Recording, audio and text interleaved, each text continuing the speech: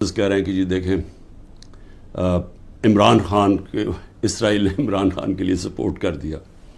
پہلے تو یہ ذرا میرے بیان سن لیں. یہ جب میں پرائم منسٹر تھا یہ میرے بیان صرف یہاں نہیں ہیں, 2 پاکستان میں بھی ہیں اور امریکہ کے اندر جا کے میں نے یہ بیان دیا ہے. یاد رکھیں امریکہ کے اندر سب سے تکڑی لابی اسرائیل کی لابی ہے. امریکہ کے اندر سن لیں کہ میں نے بیان کیا دیا اور پاکستان میں بھی پرائم منسٹر ہوتے ہوئے. Next questioner. There's been talk about Pakistan forming relations with Israel, and we know the winds of change are blowing through the Middle East. Is this in the cards and why? I'm afraid I don't know where this has come from. It's not.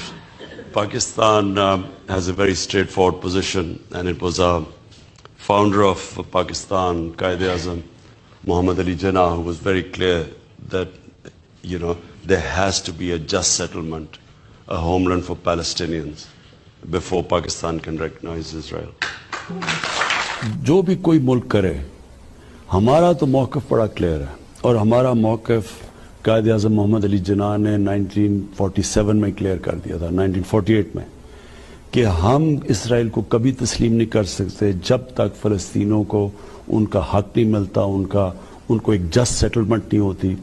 جو 2 nation theory تھی Palestinian کی کہ ان کو پورا ایک ان کی state ملے جو کہ پیلسٹینین فیصلہ کریں, ٹھیک ہے.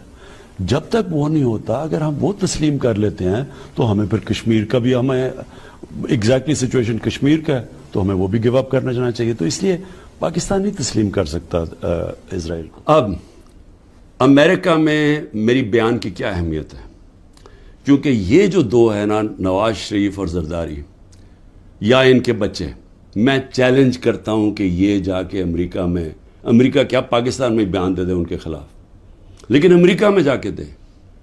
یہ میں کہتا ہوں کہ ان کی اتنی جرت نہیں تھی کہ جب امریکہ نے اور ہندوستان نے مل کے موڈی کے دورے پہ امریکہ جب جوائنٹ سٹیٹمنٹ دی اور انہوں نے کہا کہ پاکستان کا نام لیا بائیلیٹرل ٹاکس میں, پاکستان کا نام آتا ہے کہ جی پاکستان کراس بارڈر ٹیررزم کر رہی ہے اور پاکستان کو بند کرنی چاہیے.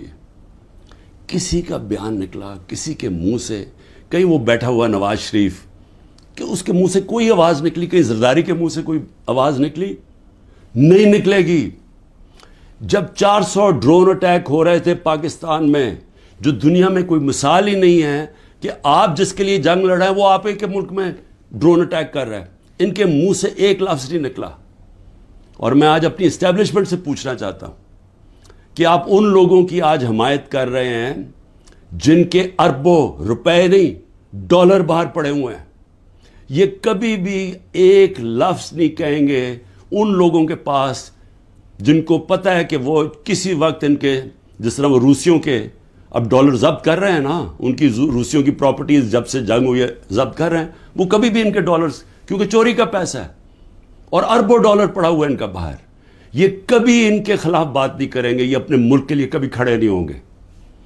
یہ تو ان کو تو ہندوستان سے جان جاتی ہے کیونکہ ان کو پتہ ہے کہ ہندوستان کی اور اسرائیل کی لابی بڑی مضبوط ہے امریکہ میں, تو یہ تو کبھی بھی نہیں ملک کے لیے سٹینڈ لے سکتے.